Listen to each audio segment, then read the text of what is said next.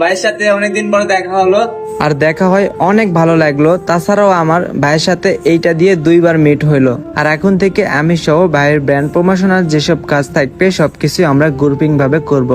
সেটা ভাই আমাকে আগামীকাল রাতে জানাই দিছে। তো যাই হোক, আপনাদের সাপোর্ট এবং ভালোবাসা থাকলে ইনশাআল্লাহ আমি অনেক দূরে আগায় যাব।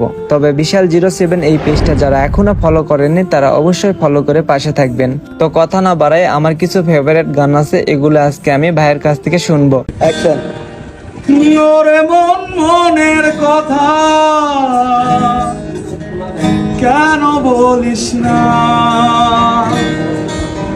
মনে যদি না সয় ব্যথা ভালোবাসিস না।